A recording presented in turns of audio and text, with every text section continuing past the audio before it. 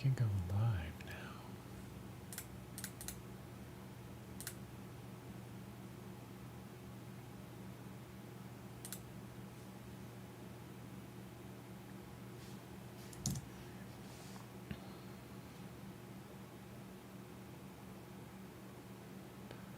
Okay.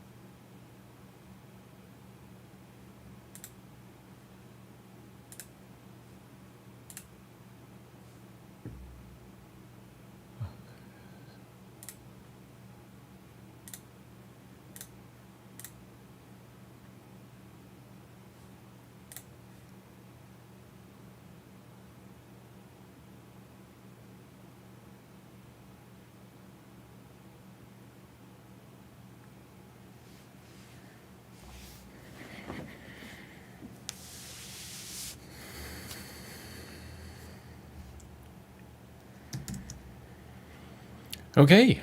Wow. This is definitely me stepping out of my comfort zone today. My first live stream on YouTube. So I'm trying this out and I think I'm live. I think everything looks good. I'm actually looking at it here on my screen and my pin display. Yeah, but let's get right into it. To heck with all that.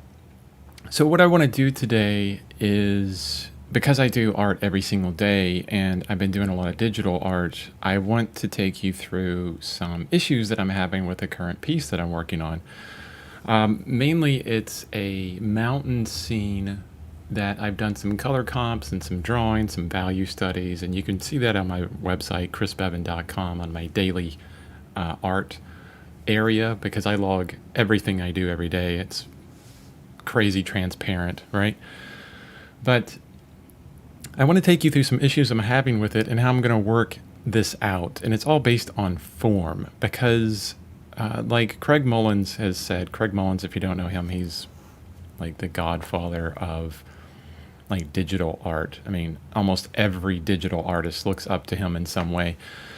But he says that if you have a problem with an image, almost 90% of the time, it's because you don't understand the form well. What do I mean by form? So, you know, if I take this coffee cup, right, or my tea cup, I don't drink coffee, I drink tea. We have to understand how this form exists in 3D space, especially, you have an ellipse here, right? We have to understand how that goes, how it comes towards you and goes away from you, actually kind of feeling the form mentally in a lot of ways. And when you understand that, you have a better understanding of how to draw, just about anything. So I'm going to be doing some studies on this mountain scene to try and get the form in my head. So this is my very first live stream, so expect some issues to kind of crop up because I'm learning just like you are. Hopefully, that's the idea, is for learning.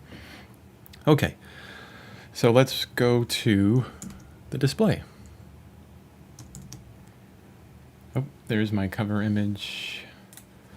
Okay, here is the mountain scene that I was talking about. So what I've done so far on this is I've done a very quick, I covered up my very quick value study for this. And what I've come into afterwards, maybe you can see this. Oh yeah, you can kind of see the steps. Like this is a super quick kind of value study that I did for this scene. So it's just really blocky, nothing going on with it. Just a big block digital brush, right? And then I smoothed all of that out with this brush over here. This is a blending brush. So I just blended it all in so that I get rid of all the hard edges. And then I did a draw over on that. And then on top of that, I did a paint over with different selections. As you can see on the left here, I have all these different selections set up. So this is like the distant rocks. This is the mountain itself that I have set up.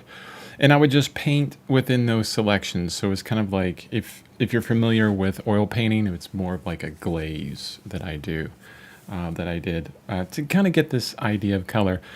But it really is not working for me.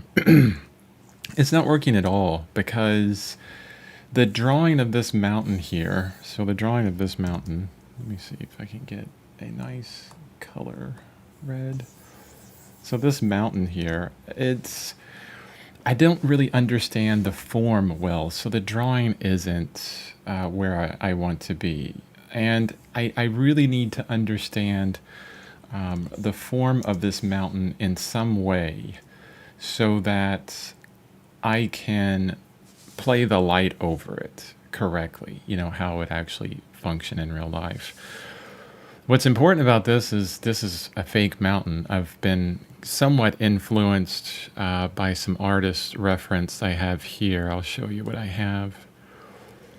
So let me back up. So there you go. So this is kind of like the color and idea of a pointy mountain that I wanted with a bit of a ridge here on the left-hand side. And this is from ArtStation. This is an artist on ArtStation, and his name is Yu Kong Tang. Actually, he's got a Twitter down there. Yeah, Weibo Billy, Twitter, ArtStation. Anyway, ArtStation is a fantastic place to go and look at amazing digital artists and to get a lot of ideas, a lot of motivation. And I was motivated by this kind of mountain. And I also, the surrounding scene I pulled from heavily. This is from a different artist, and that's this painting here, which is just absolutely fantastic. This is from Shin Jong-hun, also on ArtStation. And you can see a lot of the influences, this rock on the left, the kind of light coming in from the left side, and then the main subject matter kind of in the center. But I didn't want this kind of futuristic scene, so I changed that to a mountain scene. So back to the main purpose. What I'm going to do today, and the first thing I'm going to do is I'm going to get a nice, light gray. And on a new layer, I'm going to put that light gray over the whole thing and then change the opacity so it's barely visible. And then I'm going to pick a brush that I like for drawing. And on a new layer, I'm going to start drawing on this. Maybe not that brush. Let me zoom in. Yeah, that might be a good brush. Let's try this one. There you go. I like that one better. So this is a made-up mountain, okay? And to get the drawing right, what I'm going to do is I'm going to use some photo references that I picked up. And most of these photo references that I'm going to show here are from Pexels, Pexels.com, and Unsplash.com. They're free photos that amazing photographers put on those sites to, just for people to use. And it's fantastic for artists. Actually, you could go to, any stock photo website as long as you don't copy directly from it and just get a lot of ideas. And not only that, there's this question of how does a rocky cliff, what does a rocky cliff look like, right? It would be very difficult for me to make up nature and make it look so fantastically natural. So we lean on images for this. So let's hide that one. See, this one is really good here. Why is this one really good? Let me hide this one here. I like this one because of the structure of this mountain. I may need to flip it though. See, layer, transform. And it goes all the way to the side. So here, this has a really nice shape. it's a very blocky shape of the mountain that I'm working on. So I can really use this as, influence. But let's look through some more images. I'm going to keep this one to the side. This one is extremely beautiful. I picked this one out because of how the light is really just hitting the top of this mountain and how it changes really quickly into a very light blue. So very warm color up here, then a light blue down at the bottom. The scene that I'm going for is more of a, if I turn off my layer that I just created, this scene I'm going for here is more of a morning scene, the golden hour that most photographers talk about. So dawn, right? So this is kind of dawn of a new day, and I'm thinking that this character here has been traveling for, however long, a long time, hiking for a long time, and they finally hit the payoff of this beautiful mountain at dawn. They've been hiking all night, or all morning. Wow, all night, that would be crazy. And so that's kind of the story that I'm going for on this. And the one aspect of that story is that there's going to be some light hitting the top of this mountain. And there will be kind of a fade of that light at the bottom. And I wanted to get some of those colorations correct. So that's a good one. I have a bunch of others that I want to look at real quick. And what you can take from this is how I'm using these photo references to influence the decisions I make here. See, this is perfect for a small bit of this mountain on the right-hand side where the light is hitting here, but I wanted it to transition into a ridge where it goes into kind of like a blue color. Look at that ridge. That's beautiful. This is fantastic. I have no idea where this mountain is, but I would love to see it in person, especially at this time. So I'm going to put that to the left or right as well. Again, kind of morning scene, that could be helpful. Let's turn that off for now. I'm going to use this for a different part of the scene. This one I absolutely love. There's kind of this ethereal, majestic kind of, I don't know, there's a light of the heavens right here that's happening behind this mountain. I'm going to see if I can play that up behind this mountain in some way to really give, the peak of it even more impact. But for right now, we'll kind of leave that for later because the main focus is trying to get an idea of the form of this mountain here. This is really good just for the coloration. I like how warm and then it goes into blue, especially with the snow there, how blue it is. And then the values there are really, really interesting. One thing that I'll usually do is I'll hit Control U. And oh, by the way, I'm using Krita. It's a free digital painting program that I think is much more, I think it's better than Photoshop. I mean, everybody uses Photoshop, but I'm an artist, I'm a painter, and Krita is just so much better. So in Krita, I can hit Control U and I can come up with a saturation, and I can easily change the saturation on this mountain. And what I want to do is just kind of understand value ranges. Look how black this is here compared to, and maybe I should draw on this to kind of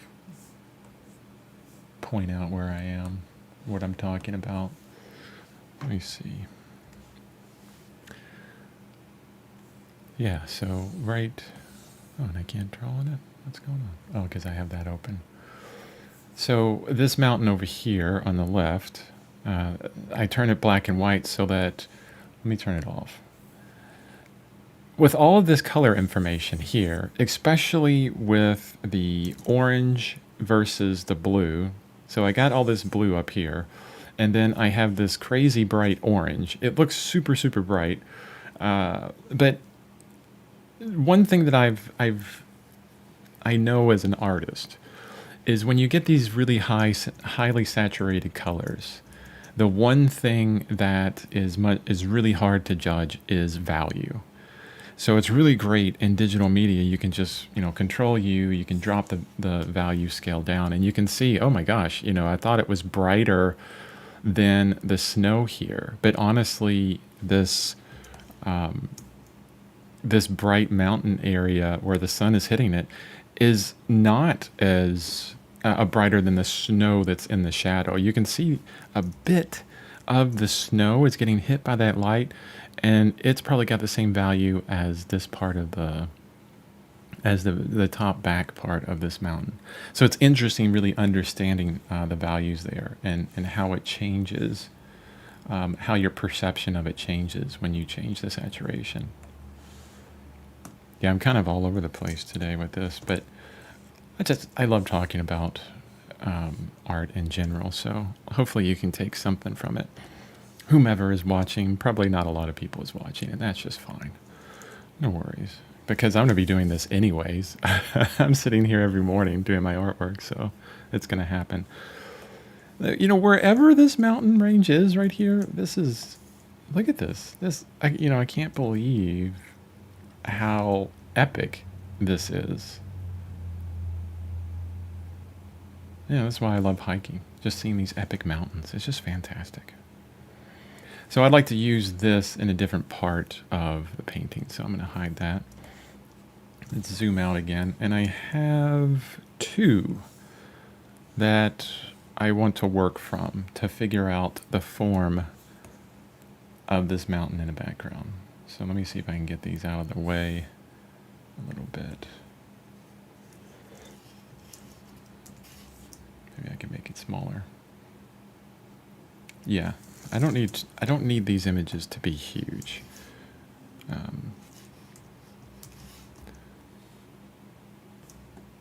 We're using them as an influence. We're not copying from them. Because copying from an image, I want some of me inside this image. I just don't want to be a copy machine, right? That's probably one of the most important things with art in general is, especially, I'm no different. Most of my life I've been kind of a copy machine, right? And this is how we learn at the beginning. We start learning by looking at what's around us and learning how to translate these two-dimensional surfaces or three-dimensional objects into a two-dimensional surface. But this is not what I'm doing here. What we want to, as artists, what we want to transition into is the ability to not come up with things from memory, but just use all these photos as influences to make something that is more you than it is the photo. Taking a drink there. Okay. So I want to use these images I have to draw out this mountain again and get a better understanding for it. I still want to keep it pointy, right? But I may so let's do this. I like the silhouette shape of this mountain. How it takes on these kind of ridges. And see, I can use this ridge down here as an influence. Like how it kind of goes off and then flows directly into there. Looks a bit more natural than this kind of stair-steppy thing, right? This is one thing when you're painting nature, when you're drawing nature, there's a tendency for us as humans to, our big brains tend to make things a bit less organic than they naturally are. So whenever you're painting nature, the one thing that you need to watch out for is, I could easily do this stair step, this stair step, this stair step, this stair step. And you can see that, each one of these are, the same size. It's this repetitive motion that happens, right? So we want to kind of stay away from that in a lot of aspects. And that's another reason why we look at nature. We get influenced from it because it will inform us to, how things can be more natural.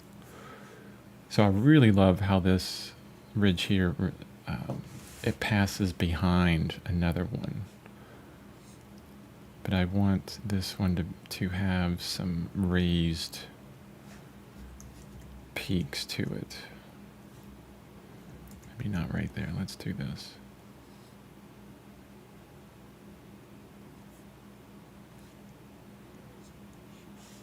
There we go.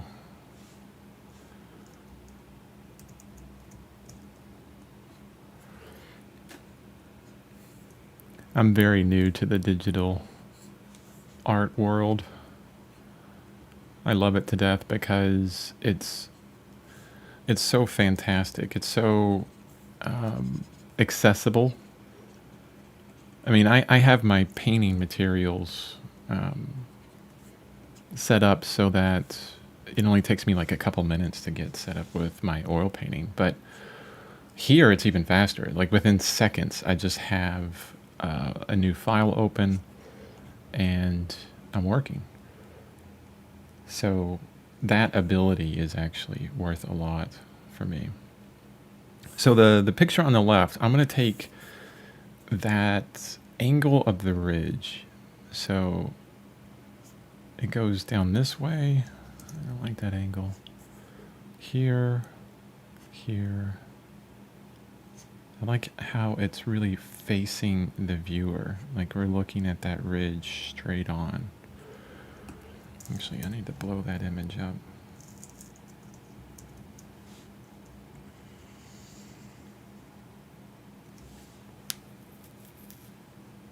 Yeah, let's do this. Enter. All this is getting in the way. So, goodbye. Thank you.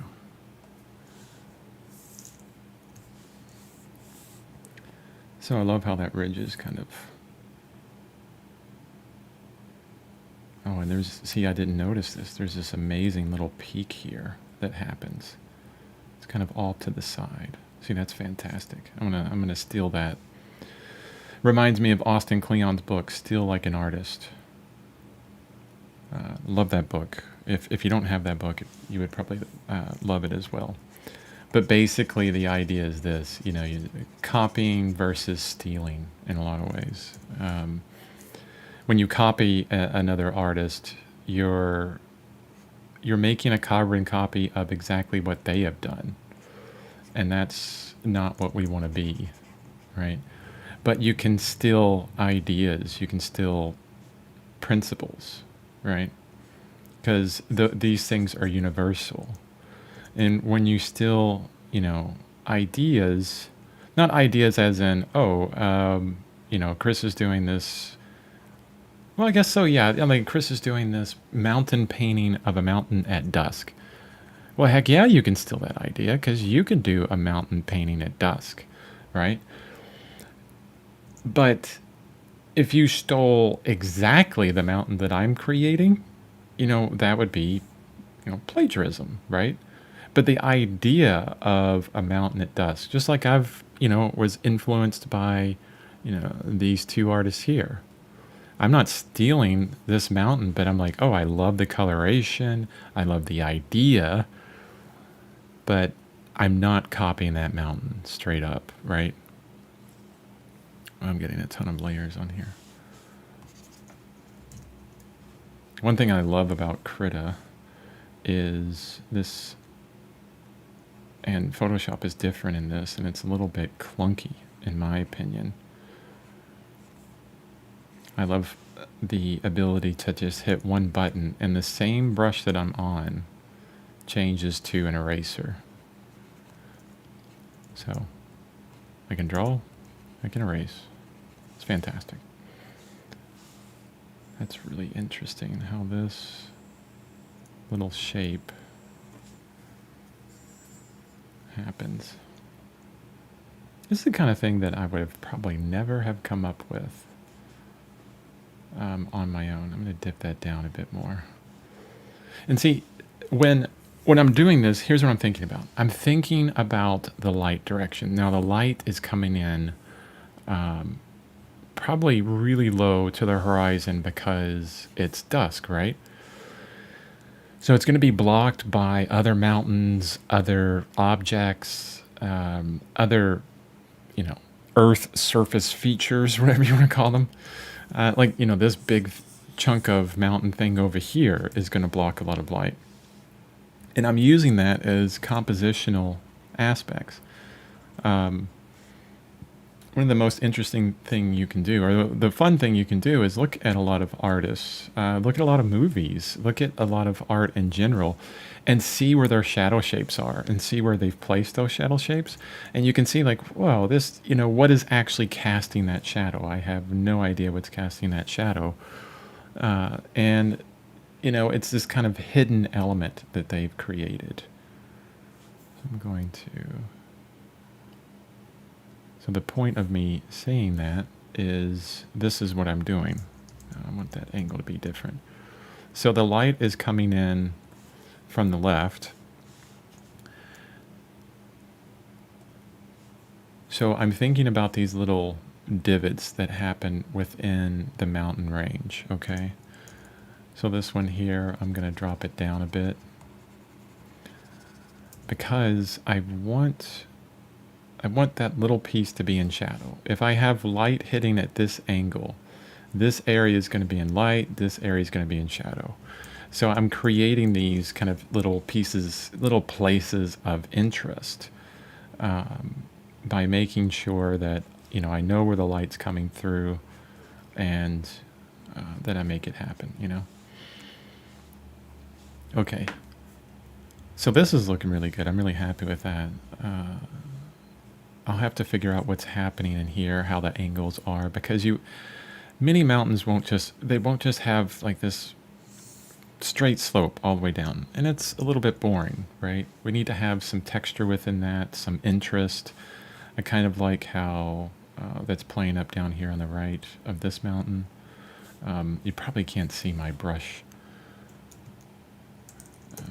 head, so I can do this. So down here, maybe I'll use some from that, but in just a moment.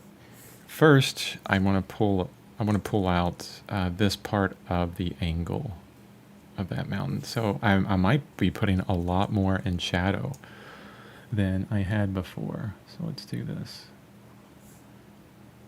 So I still have that point, but it's not as, you know, crazy sharp as it was before.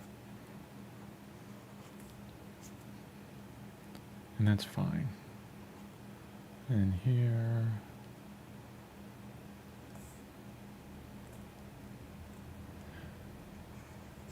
And then that would pass behind this rock formation that I'll create there later.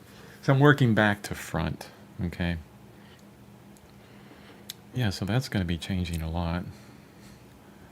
I like the idea that there's, you know, snow here. And there is kind of a identification of another ridge that's happening.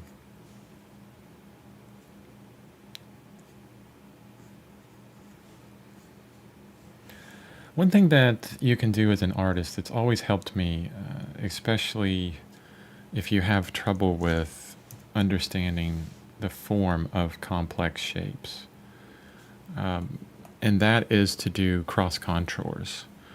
Now, what is a cross contour? Let me change some things around there. A cross contour or contour lines, you have two types, okay?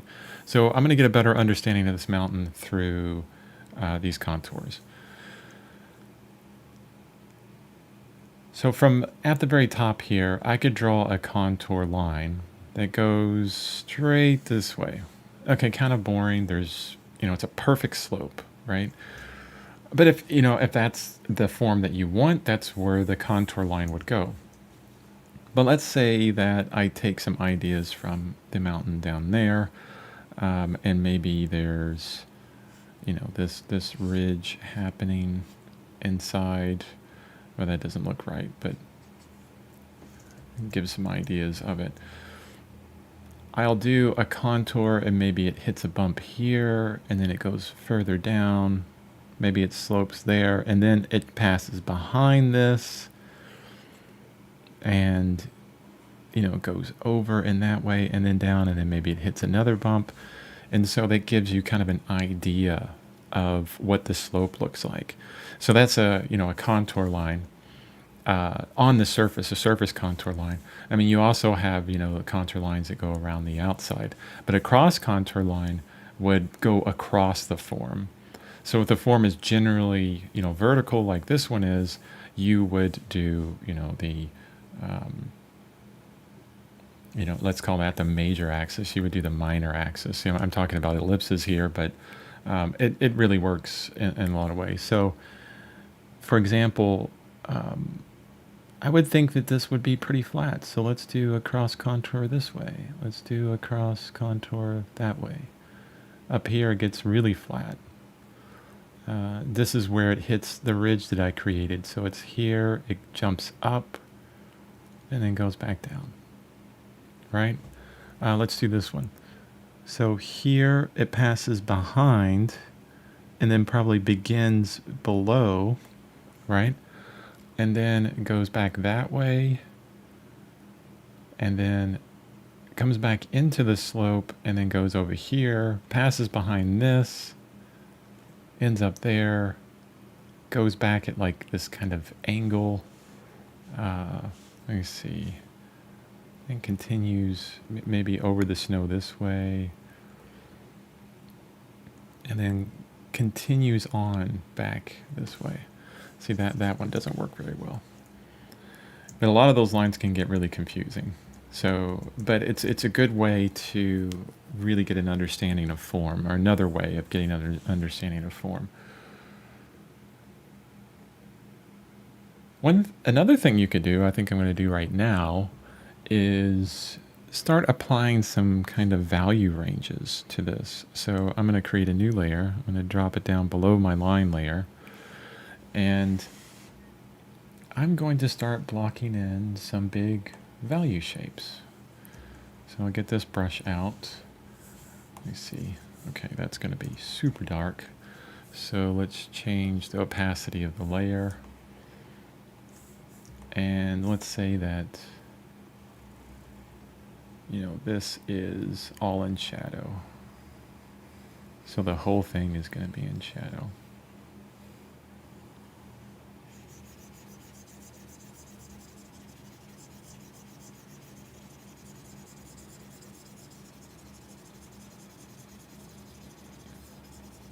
I could have used a nice blue that is over here. That probably would have looked better. I give it, you know, continued with the coloration, so I can pull the color from there. I can move all this out. Let's just do an even faster block in. Just really chunky and fast. You know, don't worry about staying in the lines. You know, kind of like a 2-year-old or any child. Don't worry about staying in the lines because we can easily go back in and pull out those edges. It's almost easier to do it this way anyways. Yeah, so this gives a nice understanding of where the light is hitting and where it's not, what is in shadow, what is in light, right? And then I could pull like this color, and let's do that one more time. Being a little bit more careful here with this one. Maybe not as careful as I need to be, but that's okay. All right, and then I can clean it up.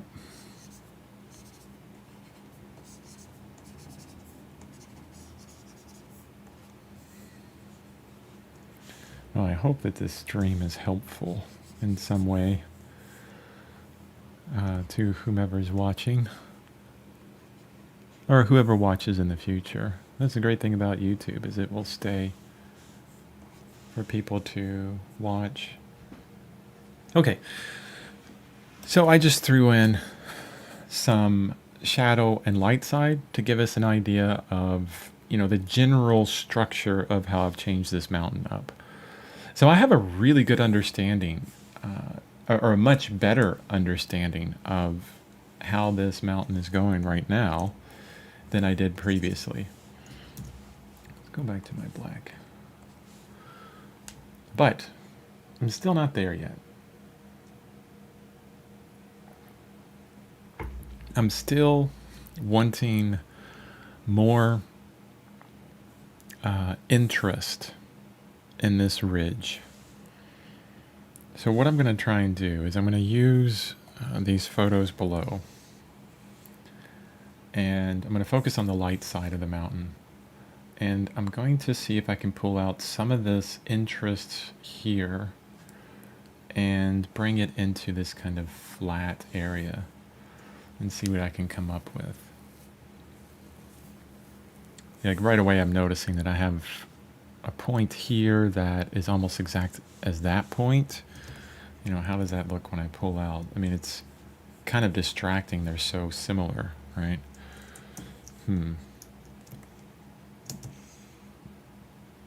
So I don't really like that. I don't like that at all now that I noticed it. It's actually helping me just talking this stuff out. So that's really cool. So let's go in here and let's erase this. Okay. And let's flatten that ridge out. Yeah, so it would still get light. Let's go ahead and turn off our colored area.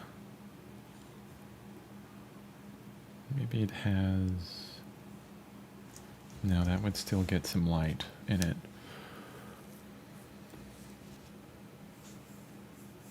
That's what okay. Let's look at some other references that I have for slopes of a mountain. Wow, that's as flat as can be right here on this mountain. So I want more interest in that. That one, no. Oops. Here's another very flat one. So I'm not going to use that one.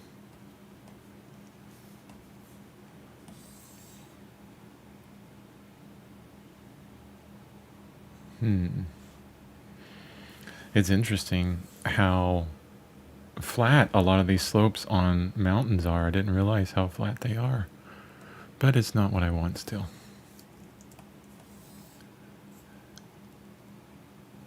Tons of interest within here, but how do I pull that into my mountain range? I have no idea. It's a bit too complex. That one as well. I think I pulled out a lot of reference that is just very flat. Okay.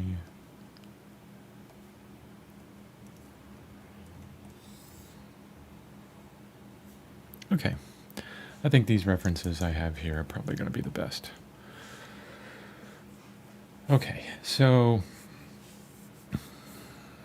I pulled this peak from there and I have these pieces of interest.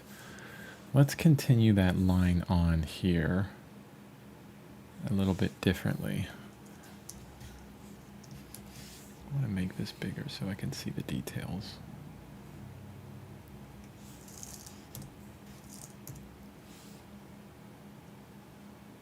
Boy, this is just absolutely beautiful. Okay, so I like how this ridge is a bit more flat.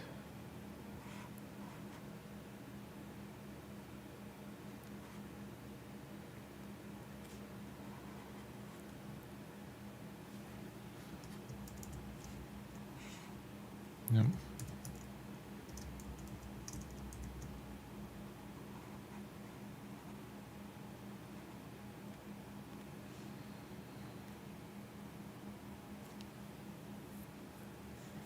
And this kind of comes down this way.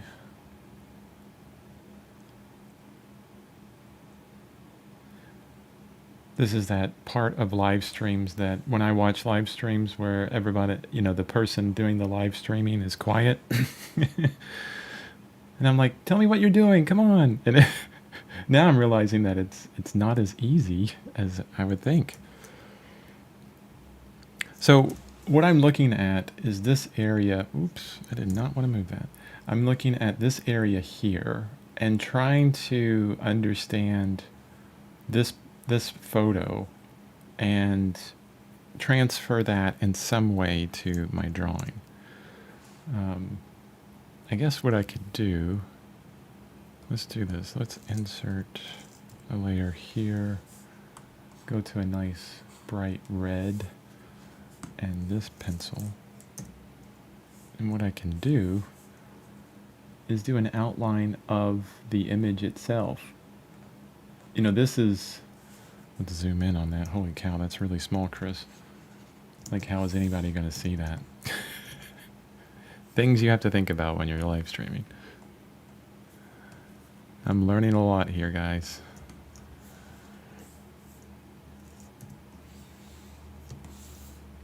Okay. So here I am.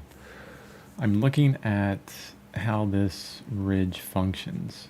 Look at this nice little divot there. See, this is almost, a mountain in itself. Right here. I mean, I could remove everything up here and then have this cool little mountain on its own. But it's kind of like a sub-mountain on a mountain. And there's all these other little sub-mountains on a mountain. It's just fantastic. How beautiful that is. I would have never been able to come up with this on my own. Only after studying mountains for a long time would I be able to come up with this kind of idea. These shapes, this shape language. That's a lot of things. That's what you'll hear a lot when you're into tutorials from a lot of the greatest artists out there, is they have a wonderful idea of shape language. And so that's kind of what I'm figuring out here, is what these shapes look like.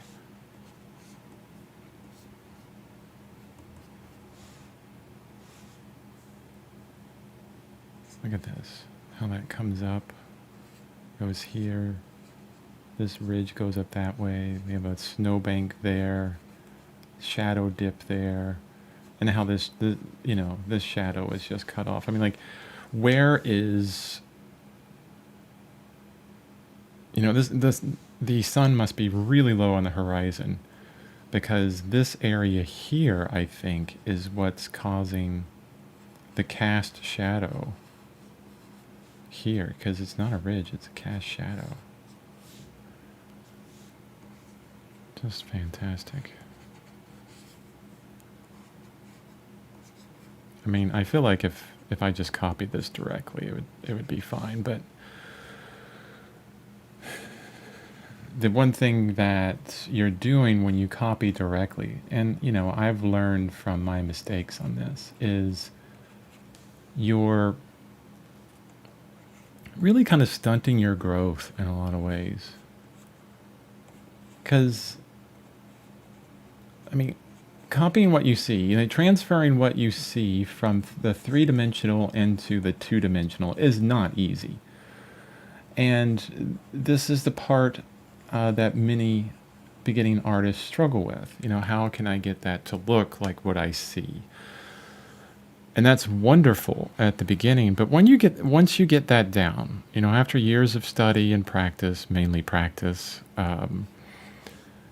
once you get that down, you'll find that you want to progress further, and then you get into like memory, like Kim Jong-gi, the late Kim Jong-gi, which is so sad. He was a fantastic artist that almost everyone looked up to, but you'll get to this idea of being able to do this from memory, like come up with these kind of shapes from memory, because you've trained so long in looking at mountains that you're like, oh, okay, I know these forms so well that I can really come up with this on my own. But it comes through with study, not with copy. It comes through with, looking at exactly what I have here, looking at mountains, imagery, especially figures, things like this, and getting an understanding. And gaining that understanding takes more than just copying what you see. It takes what I was talking about before: contour lines, value studies, form studies, all kinds of things in that nature. So let's remove this line. Okay. And I'm getting confused to where I was on this. All right, let's do this. I'm going to cut this whole thing out.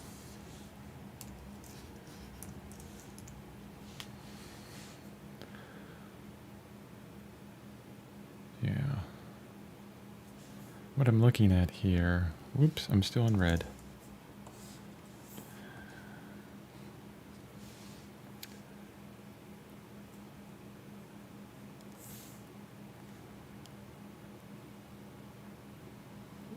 Let's see if you can tell, if you're watching, what part of the structure of the mountain, the real mountain on the right, that I'm pulling out, that I'm stealing from, and adding here. Actually, that's a bit different than what I'm seeing. It's actually this part here and the ridge that goes up, and then I want to get these kind of divots in there. That's what I'm looking at. Divots. There's an archaeologist watching this later, or whatever, and he's going, they're not divots, they're called X, Y, and Z. Some fantastic name for what mountains do.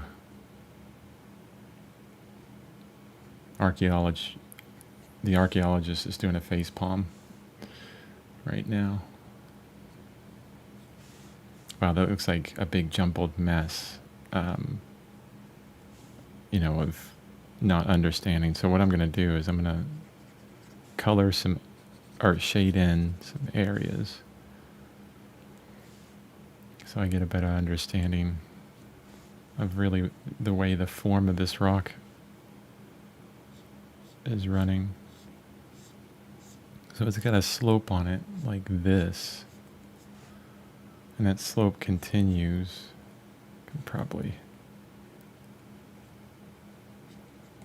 yeah, like that. And then this slope goes this way. Beautiful little peak there. Fantastic.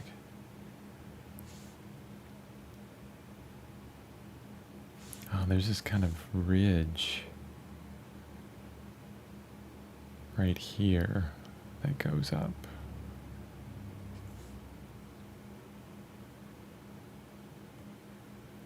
Oh, there you go. See, there's this kind of chunk there, and I could fit that in some way. That'll work. So I'm taking it and I'm really adjusting it to what I have. This may be the most boring stream ever. I wish I was like Bob Ross, could make it interesting. But I haven't been doing it for years yet. It's my very first live stream, so there you go. Okay, the next part I want to take, and let me move this over so that I can get my arm in there. I really like how this area and these two ridges are working. Go down this way.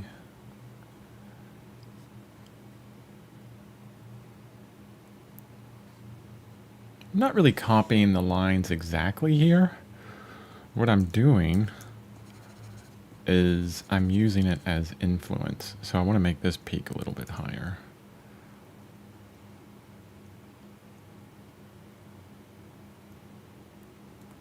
Still focusing on the influence rather than the copy. Still trying to gain that understanding of the form. This is what this is all about. And I'll remind, well, actually I'm doing it the wrong way. It slopes in a different way. So I'll remind you what the reason why I started this live stream and the problem that I'm having, I don't like that slope either, is the understanding of form. I started this stream by talking about Craig Mullins. Craig Mullins is probably one of the most amazing digital artists out there, godfather of digital art, they call him. He's so crazy. All amazing digital artists are like looking up to him. Like these are super amazing artists and they look up to him, but he has got a schoolism course. Now, if you're not familiar with schoolism, I would definitely suggest that you check out schoolism.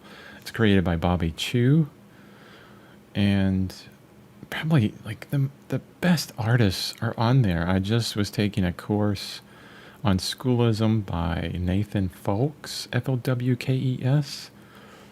I mean, he's worked on movies for decades. Probably one of the...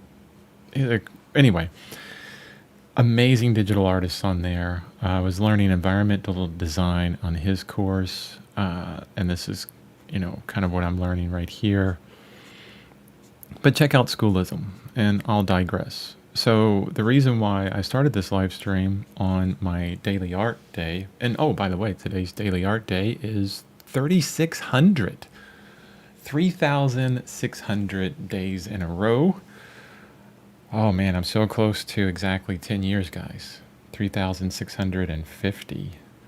50 days left. Man. Wow. So many tangents here. Sorry. But I started this because I'm lacking an understanding of the form of this mountain. And Craig Mullins says, if your drawing's not working, if something's not working, 90% of the time, it is your lack of understanding of the form and perspective. And so I'm studying other mountains, this mountain here, and other photos of mountains to influence, well, not only influence the mountain I'm working on right now, but to influence, my shape language, my idea of form of a mountain. Oh, that's fantastic how straight down that goes into a ridge. These are the kind of things that I probably would have never come up with. Look how interesting that is now. I have to study a mountain for that. I have to study real nature. So this is what we're doing. We're trying to get an understanding of form. Okay, I can cut those off. Still don't like this area here. I think after looking at a lot of different mountain photographs that I pulled down from Pexels and Unsplash, I think I'll keep some of the flatness, because a lot of these that I've looked at have that really flat, those flat planes going on. But I need to increase the interest in some way. I need to make it a little bit more interesting. Or I want to. I don't need to. I want to. Changing your language around how you do things is really interesting. I try to avoid the word should all the time. I like what Tony Robbins says. He said, stop shoulding on yourself. Kind of like stop shiitake on yourself. Anyway, I think you get it. Why is should bad? Well, when you should do something, it's a very negative way about, understanding, going through your life. I should do this. I should do that. I should be better. I should. It's almost kind of like self-flagellation. You're really kind of beating yourself up. I should be this. I should be that.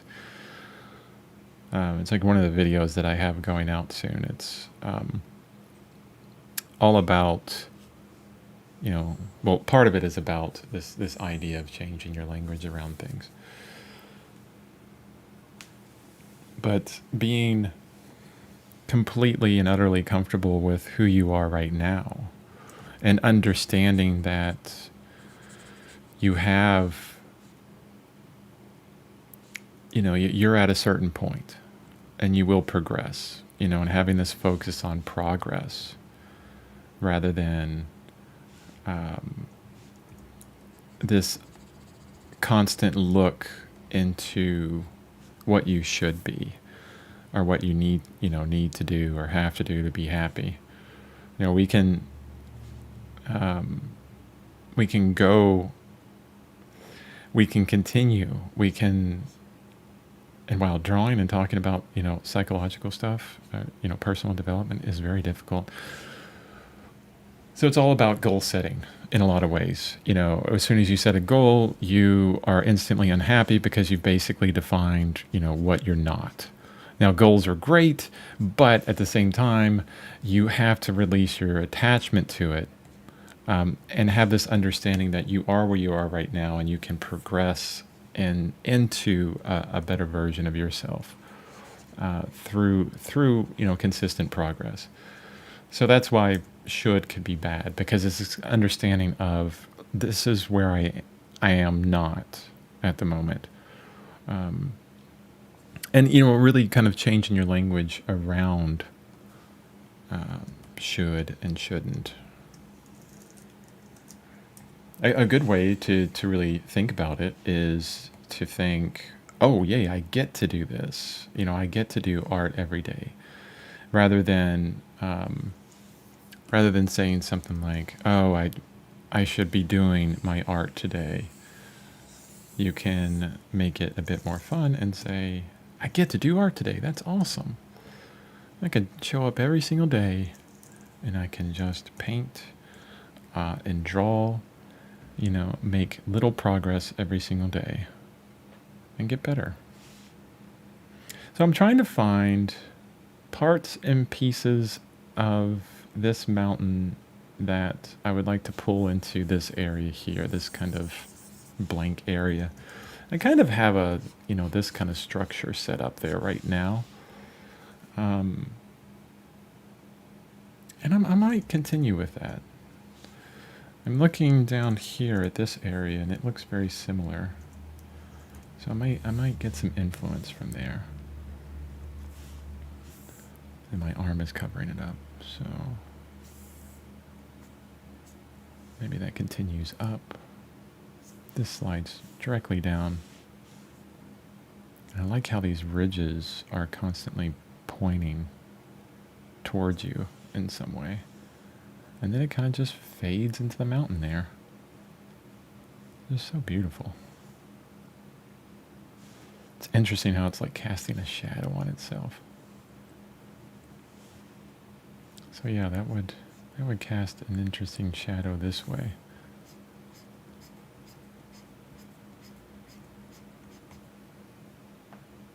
Oh, those contour lines are really helping me to understand this form. So let's continue on with that. Not this one, but I pulled out some information from here on this mountain, and I'm thinking it goes like this. Maybe there's a ridge. It's a bit straight. Doesn't look like something a mountain would do. Like I was saying before, us humans, we tend to straighten things out and make it a bit more technical than it needs to be. It's so, we're organic individuals, we're organic beings, yet we have this tendency to build square houses. We need straight lines. All this stuff. It's really interesting. And, understanding our tendencies as humans, when we're artists, it really helps to understand, how you're coming at things, and to adjust so it can be a bit more naturalistic. Here's a really good example within figures, right? I have a tendency to grow the figure as I go down. Like I'll start with the head. I like how this would probably cast a wonderful like shadow maybe that looks like this. So I'll start with a head on the figure, and then as I go further down the figure, I will grow the body. So I'll end up with this figure that has a huge body and a little tiny head. But because I understand that, because I understand, my tendencies as an artist, I can plan for that, right? Okay. So I'm going to blow this one up again. Make it bigger so I can see more details.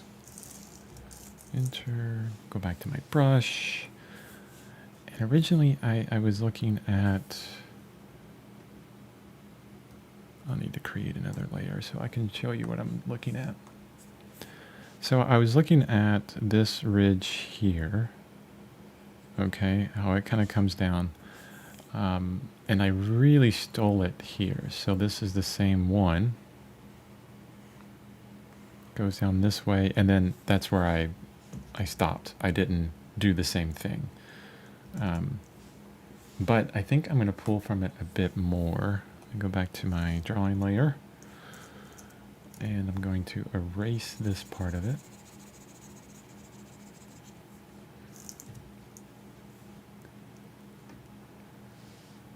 Probably one of the things I should be doing. Oh, there's that word again.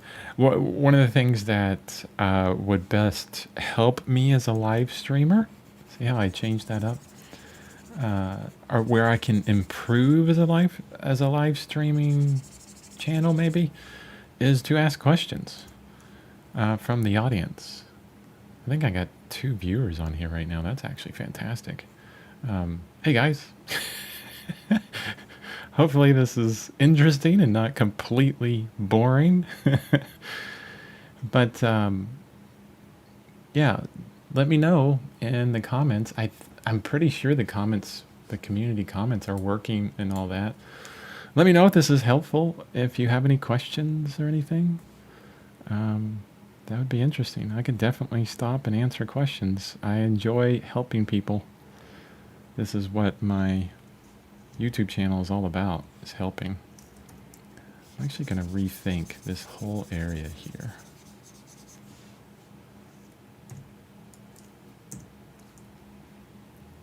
Because I love how through the snow that's down here, let me hit T, down there, I love how that really tells me the angle of the slope that's happening.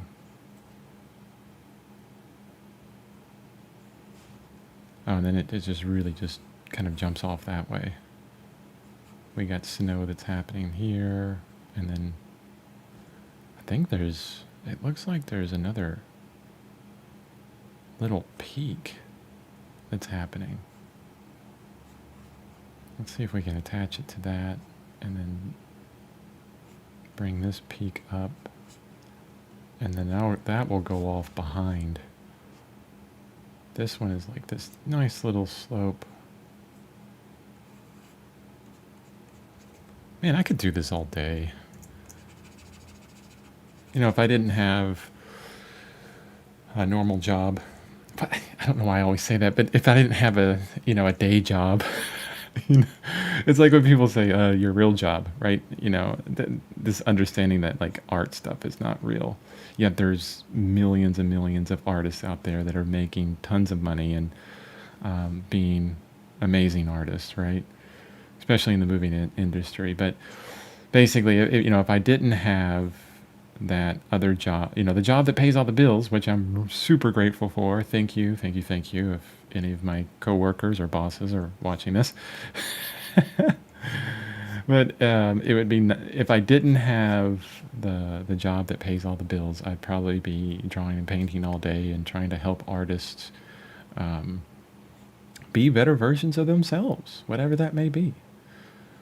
right. And providing practical tools that you can utilize within your life, not just art, but anywhere. Um, yeah, that's what I really want to do. That's absolutely beautiful. This little area of snow that kind of comes down.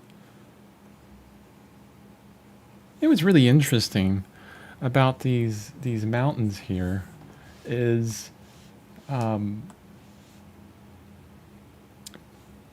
if you've hiked it all, you will know that this slope, okay, this slope, even probably that slope, that would be like the slope with the least amount of grade. This one is, great for skiing. Maybe if you wanted to kill yourself. I don't know, but there's no hiking up this mountain. Maybe this slope here, you could make it up and you could summit to the top right there, right? But there's so many mountains out there where no person has ever gone, and it's fantastic. I mean, after all these thousands of years, hundreds of thousands of years that humans have been alive or on the planet, um, we still haven't explored a lot of this beautiful little earth, our home that we inhabit. And as I'm looking at this mountain here, I'm thinking, wow, no one has ever set foot in this area. No one has staked claim on it. It's there. Probably mountain goats, all kinds of animals, have been up and down the mountain. But not us. Not us. Yeah.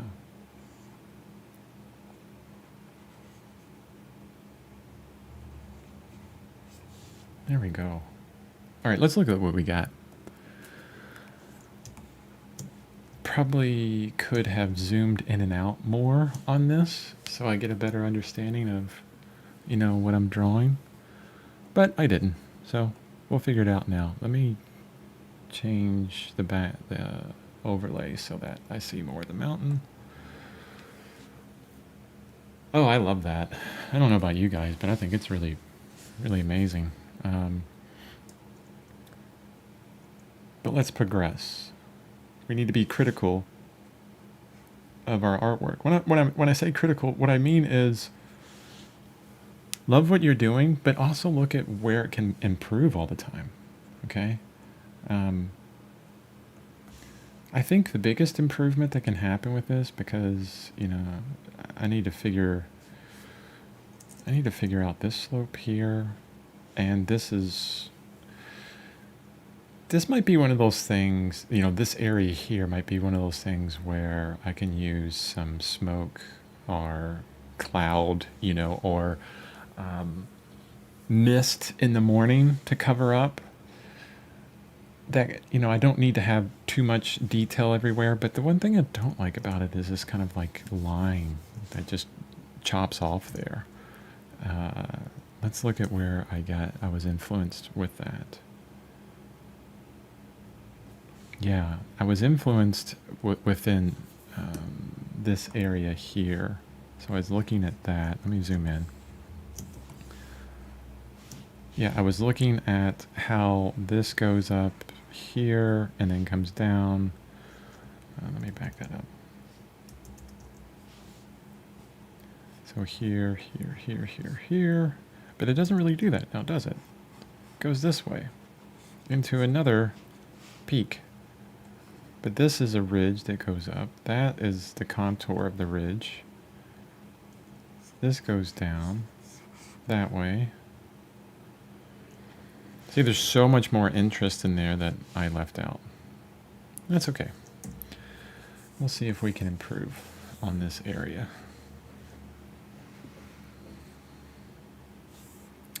So first thing I'm going to do is make my brush really large and then turn it into an eraser and erase this whole thing. Let's work it again. Like Morpheus within the Matrix. Again. You know, when he's fighting Neo. The first Matrix, the good one.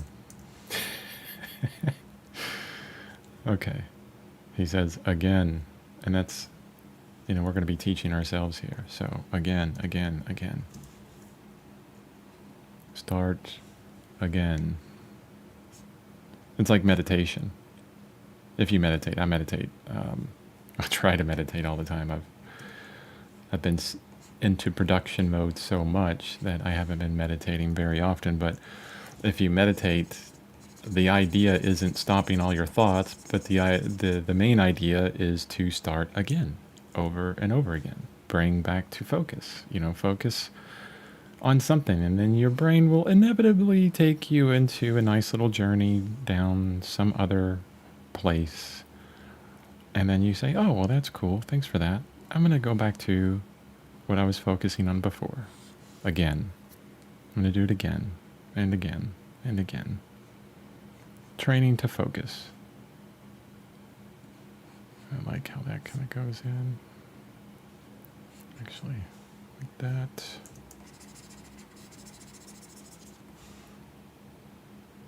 All right, that doesn't look right. What do I got wrong here? Okay, so here's where I need to come back to some contours. Let's do this here. Or not. To continue on with that kind of idea of a ridge, and then it flows off this way and then down. And then this one splits and then meets back up. Would that work?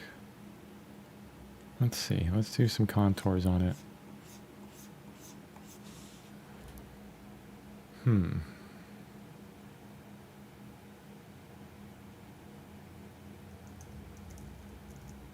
I don't think so. Let's erase up here and that. Okay.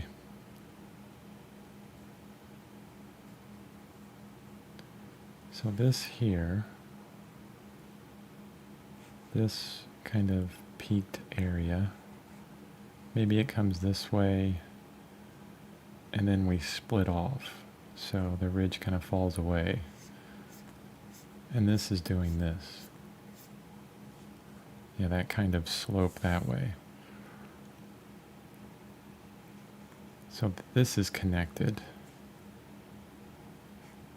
And that's connected.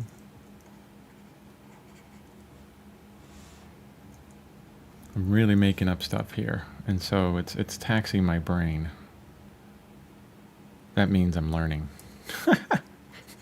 If it's hard, you're learning.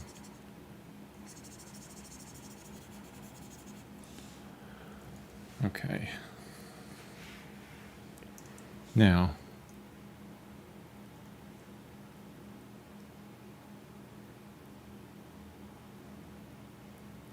sorry, I got distracted from the YouTubes. I'm watching the stream. Okay. So down this way, and man, I don't know where this is going to go. This is really crazy hard. Trying to figure out the form of a mountain, okay? So let's just do something crazy to figure this out. So I would think that this whole shape, like simplified, would do this, okay? But I have this ridge that kind of cuts off here. So that means it's a plane that changes direction. So let's change it in this way. So maybe it changes like that. And then this one flattens out. Yeah. I'm liking that. And then this can continue on.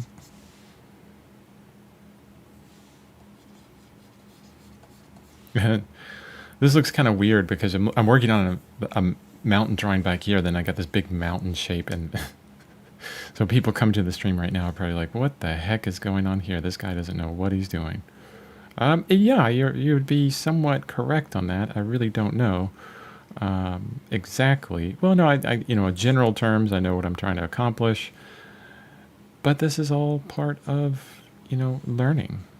A lot of times it does look messy. Okay, and then this is going to go, don't like those two lines. Oh, no. I don't like those two lines.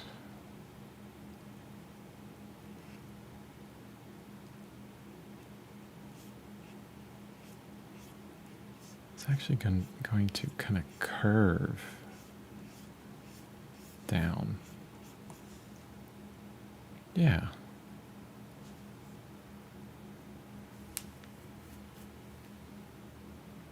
Nice.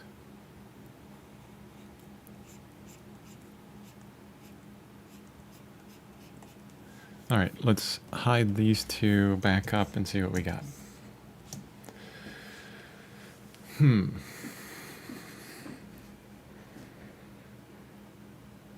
Yeah.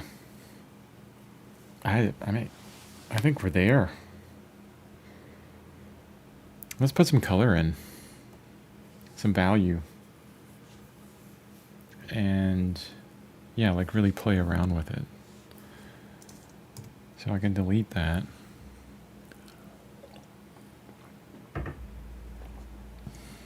But what I will do is I really like this mountain here for the coloration. The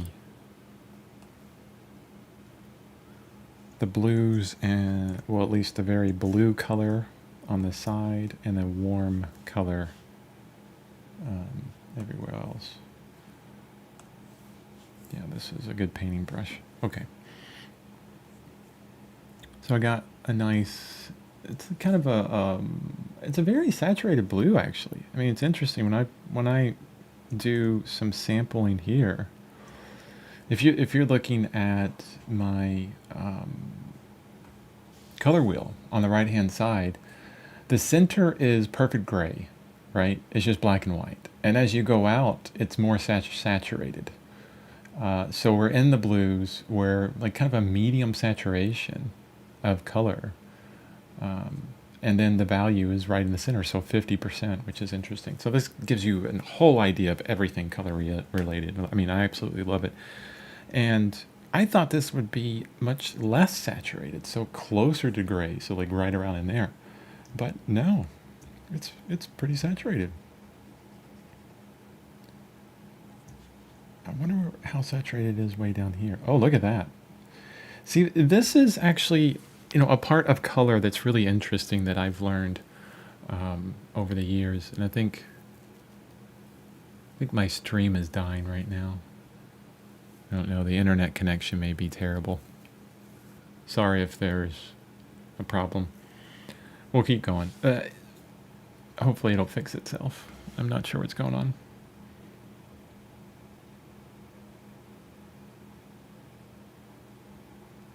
Maybe I can do something. No. I have no idea. It's my first time streaming, guys, so sorry for the streaming rate. But what's really interesting about color in a lot of ways is when you're going into shadow, you will find that the darker it gets in the shadow areas, the higher the saturation would be. So the the more lighter areas, like around here, we got medium saturation. But as soon as I hit these dark areas, it's like full saturation of blue. It's really interesting. I mean, this is the same thing that happens in real life. I mean, not just sampling a photo inside of Krita. Actually, it's every time I sample it, it's showing a different saturation level, but that's cool. All right, so let's paint some color onto this mountain.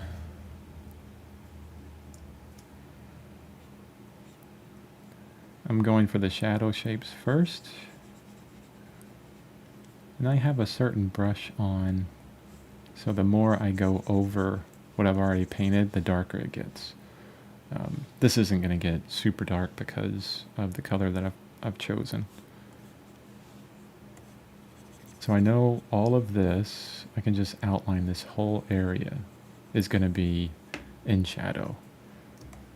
And I know this because of all the drawing study that I was just doing over the past hour.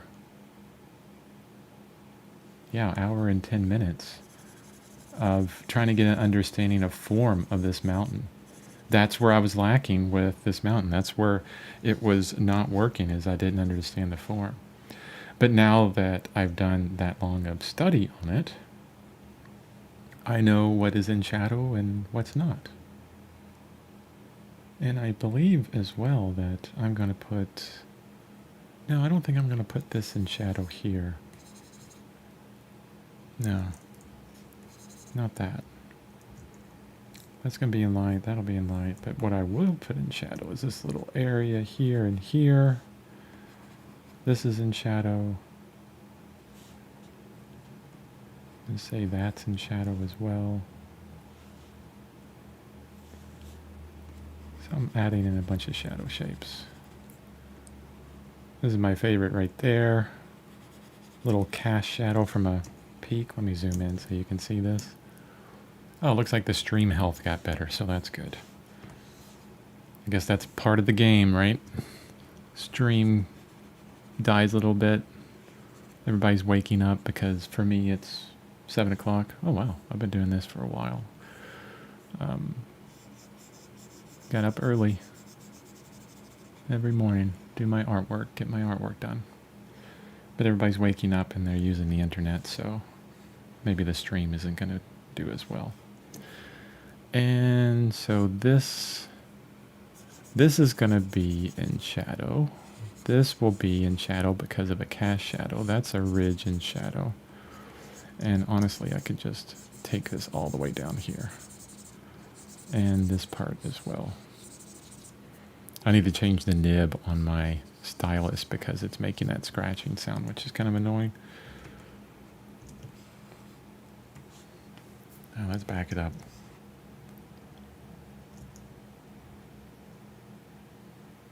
Yeah, I think that has a lot of interest. I may actually drop this whole area in shadow.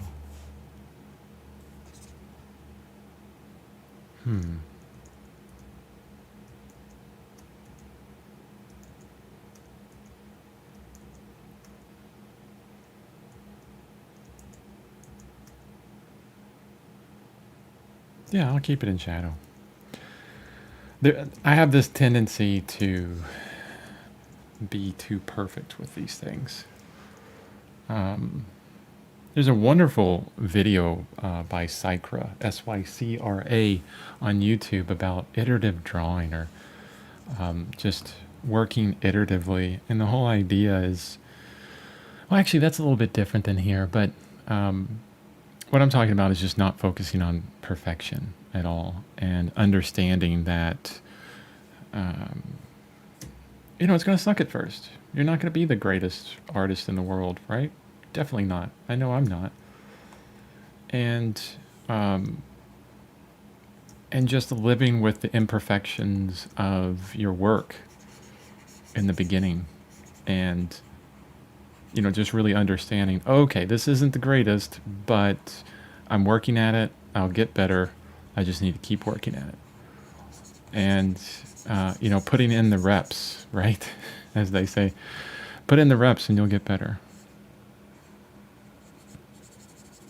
So I'm going to have some different value differences within this. So I'm just blocking in this kind of very warm value that I pulled from the mountain below. And I'm just going to put it all over the light areas for right now. And just to see how it reads. See if it's accomplishing what I want.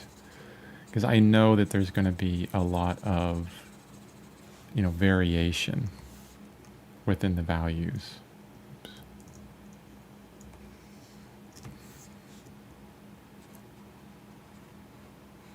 And not only because of, just how the light plays over the mountain, but how the local color of the mountain will affect the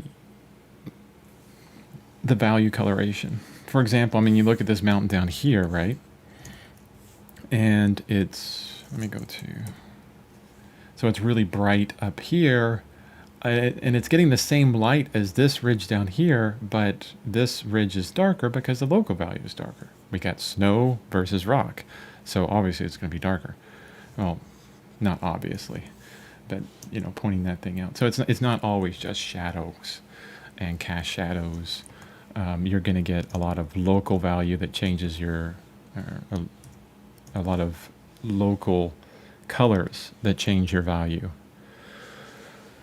And I'm going to go back to one of the original references from this artist here. Again, this is Yukong Tang from ArtStation.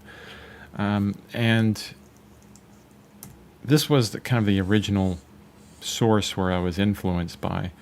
What I really like is this person's use of color. I mean, look how just crazy bright this is, right? So what I'm going to do is I'm going to create a new layer, and we're going to start painting in some of those colors. I'm not going to change the opacity of the layer. I'm just going to start pulling in some of those colors and just throwing them in there. And this is something that, you know, I will continually adjust over time to get, you know, the different values that I want. But what's nice about it is you can kind of pull in a set of these colors right away. So I can say, okay, this one's going to get that kind of orangey look. Maybe this is, you know, getting that morning sunlight, but it's, you know, it's a piece of rock like down here, and I could pull from that. Ooh, that's more of a purple. Wow, that's beautiful. I kind of like the purple a little bit more than what Mrs. or Mr. Tang has.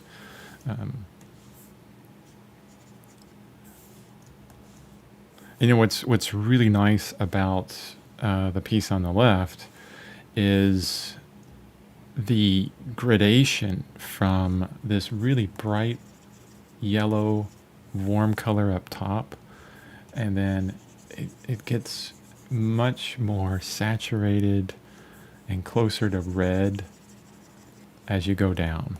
I mean, and then down here we got these just crazy oranges and everything.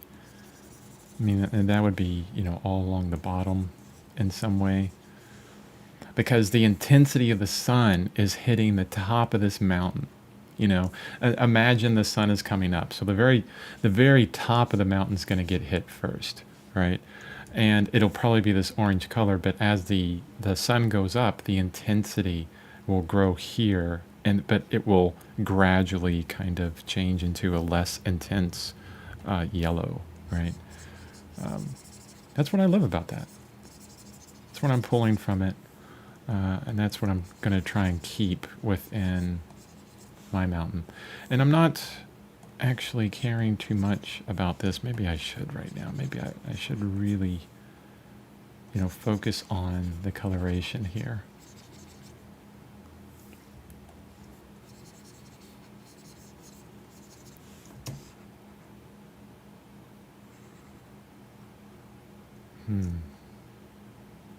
Really interesting.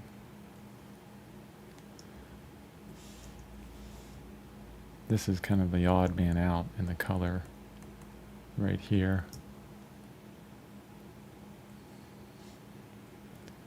So I would want to bring that back in different places.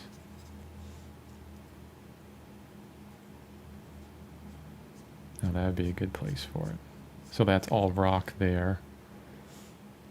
This is got some snow all over it in some places.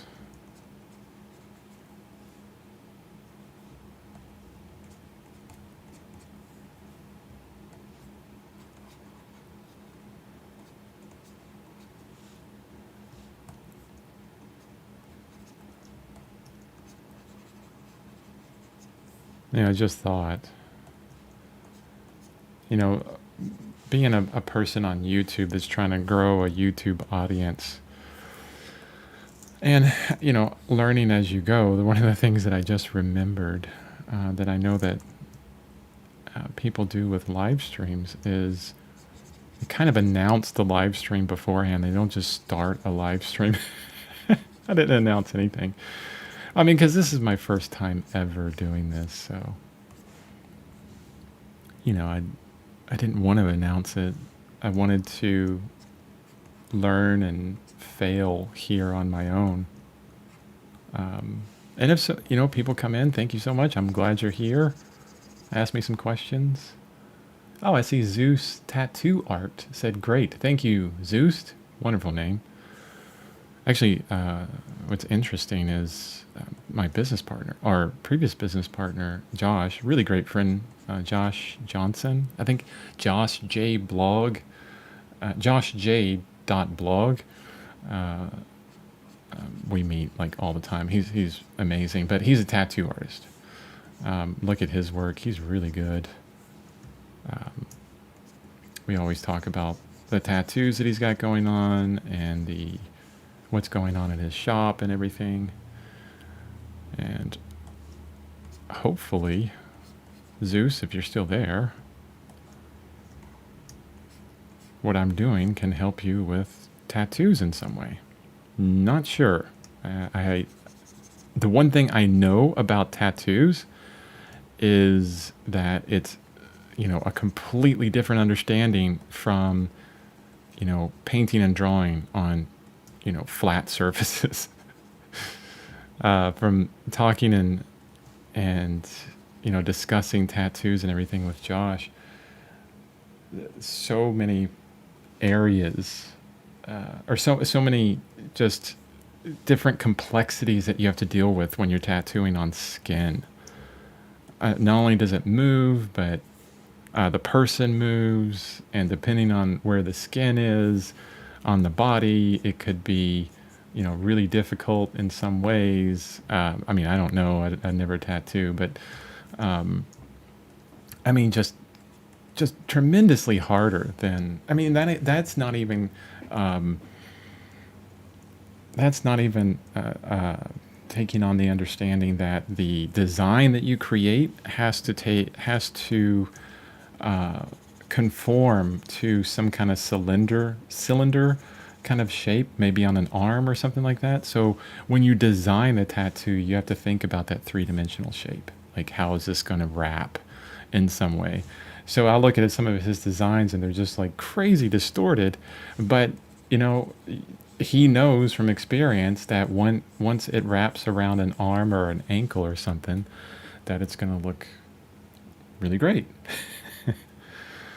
Okay, let's get into some more of the shadows. Yeah, just a ridiculous level of complexity. What's interesting is over here on Yukong Ting's work is I'm going to pull out a few of the colors used on that piece.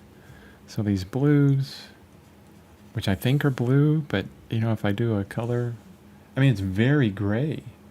But when I look at snow on this image here, right, is it just as gray? No, it's not. I mean, Yukong Ting's got more of a purple. This is much more blue. And yeah, it's got, it doesn't have a lot of saturation to it. It's got a little bit. Let's do this because I really pulled this area. I pulled this area right here of my mountain from here. And I love how there's some reflected light in that cast shadow. That's fantastic. All right, let's pull directly from it and see if I can learn something from the mountain here. Learning from a mountain. Whoever thought that a mountain could teach us something about art?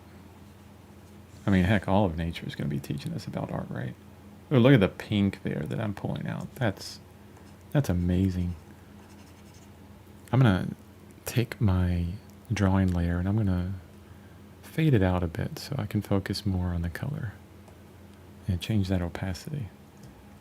That pink there is just wonderful.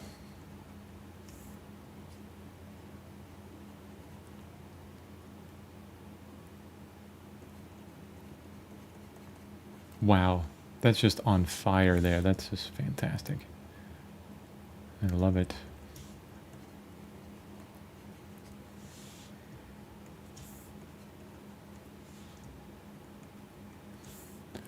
I'm really pulling from this mountain now.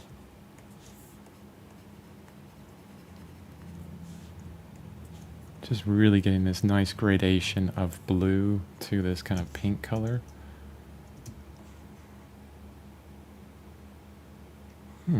Doesn't work with my overall color idea.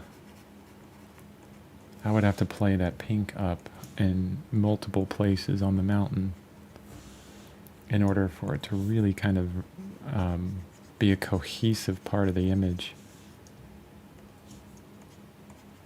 But I like it. So let's see if I can play it up a bit more in this area.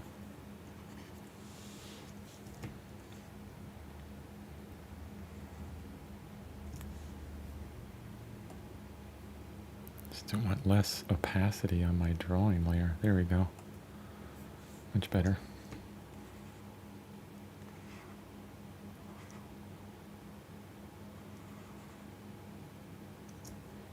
I'm really liking how this is looking. Now, the next thing I've noticed is, you know, in a general sense, is I don't have the really dark areas in the shadow that I need. So, because a lot of this, you know, looking down at this mountain here, I can pick out this really dark blue where the rock is kind of showing through the snow. And let's say we play that up here. I'm not going to get deep into like all the little snow drifts that are in there. I'm just going to look at this kind of whole area and just block in that one dark blue.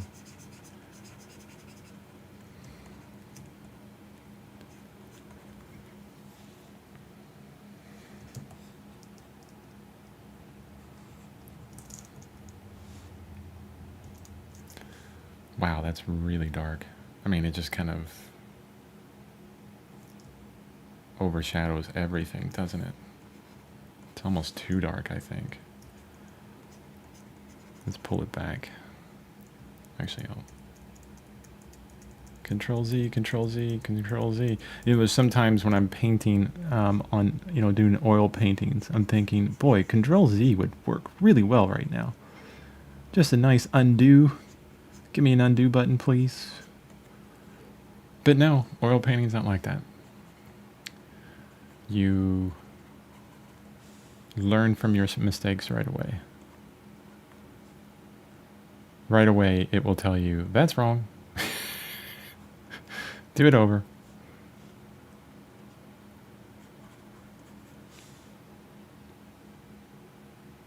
Now, there's a part of the mountain that I pulled out, I thought, down here. Let me see. Oh. My drawing layer over the mountain got misaligned.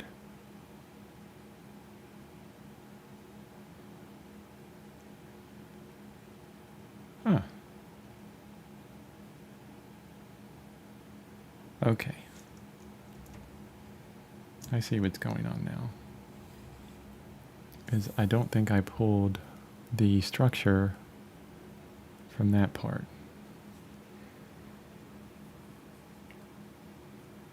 Yeah, I pulled it from here. So again, I'm going to go back to, you know, understanding the form a bit better. And if you ever get confused about what you're doing, most of the time it's because you're not understanding the form. So I want to understand that a little bit better.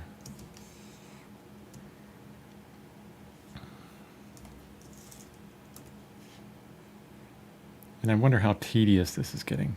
I mean, I'm thoroughly enjoying this, but I apologize if what I'm doing here is very tedious for you. So this mountain I'm looking at here is you know, a completely different, you know, lighting setup for this mountain. So I need to treat it as such.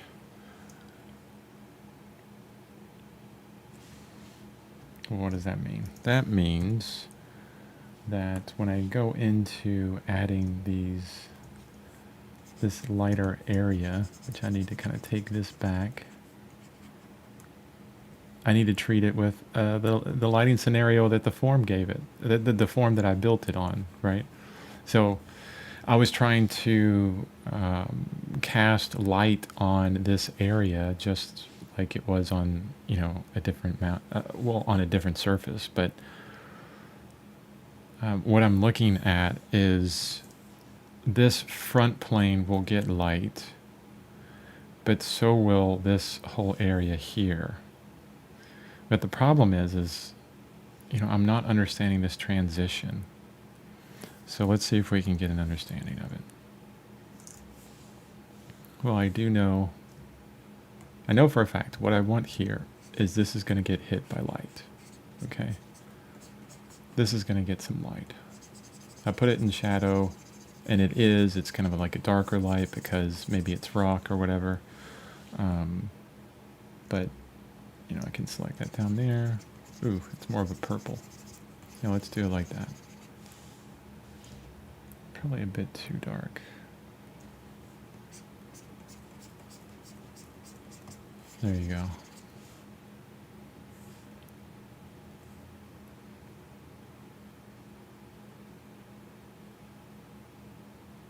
I think maybe. Let's go back to my drawing layer. And what I can do is have, you know, a nice little channel in there. So this area goes up. This kind of dips down, goes up to that peak. And I could do these kind of things. You know, these cross contours.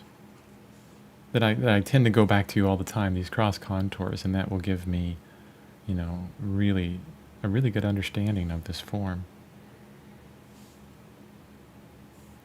And then these are all going to be flat in this direction. And it will eventually go behind that area. So, okay, I define that. Now, how is the light going to hit it? Here's what I'm thinking. I'm thinking that the top of this is going to get nice orangey light because it's... Actually, let's light it up first. Because I'm kind of glazing on this, so I need to light it up first. And then darken it down because I'm thinking this is going to be mainly rock, not snow, but it's getting light. But this little underslope there will get some light, but not a lot. So I'm going to pick out some color. Yeah, especially right there we'll get some, but then right here, just straight into blue. And then this front ridge will cast a shadow across the whole thing that way. But let's, you know, break it up a bit.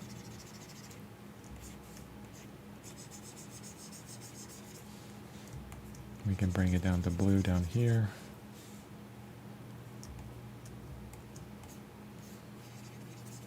Not a lot of blending going on here at all.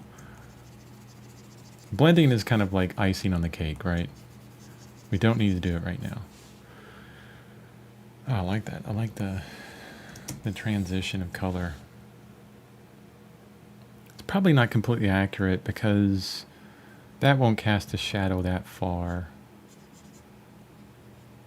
It'll probably be something like that. Yeah, that's what I think. That's my guess. That's what I'm going to go with. Lighten that up just a little bit and then darken it back. Look at that. I like that. zoomed way out so I can focus on the, how everything's reading.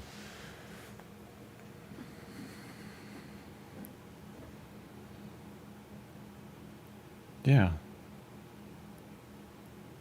It's looking pretty darn good, in my opinion. All right. We're almost coming to a point, like a stopping point on this. What I want to do is grab a darker blue. And I'm going to drop a lot. Oops. No, I don't want to drop that part. I'm going to drop a lot of this into shadow, like a darker shadow.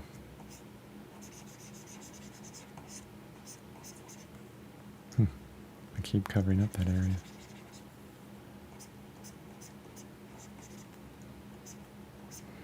Notice, and I do this with my oil paintings, but notice when I'm painting, I'm not just choosing one, angle of brush stroke throughout. I mean, you can do that, but what I like to do is I describe the form either long ways, so along the major axis of the form. Now, what do I mean by major axis? Here, let me explain this real quick. So major axis and minor axis, and the best way to really learn those is with a cylinder. So if I have, ellipse here, oh geez, I need to train up my ellipse drawing. And let's say this is a cylinder that goes this way, right? And then at the bottom, probably be, wow, let's get that right, Chris. So that's the bottom of the cylinder, right? The major axis of this, if I was to, see through this cylinder, would go through it long ways. Wow. Long ways. So that's the major axis. The minor axis of this would go this way. It'd be the same on either side. So here's the minor axis. So major axis goes along the entire line of it.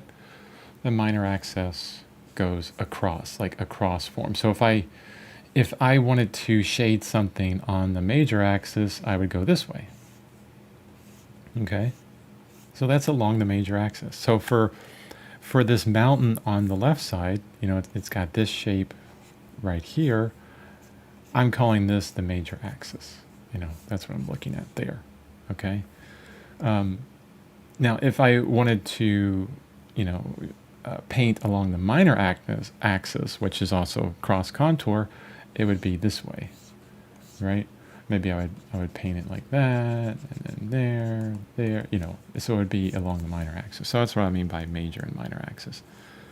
And now Control Z for a long time. There we go. Back to my painting brush. I don't like all the texture that I just created there. It's really confusing me until I zoom out, and then I understand, oh, okay, I'm getting the darks in there that I want.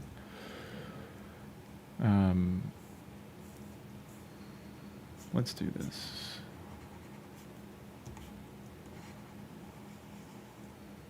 So I do the same thing when I'm painting. I will paint along the major or minor axis. I will try to describe the form as I'm filling in, okay? And it's something that can help you as well. So it's like one of those things where you can constantly get an understanding of form just by painting. So win-win, right? You're stacking information. You're stacking learning. Not only am I learning painting, but I'm also working on my form as well, learning to get the form right. So now I really need to pull in a lot of these darker areas everywhere else.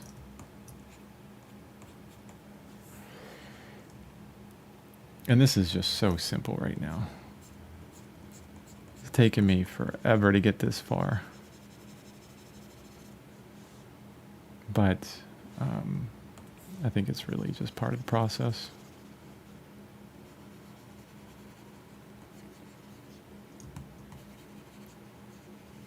Now I'm kind of speeding along a little bit because,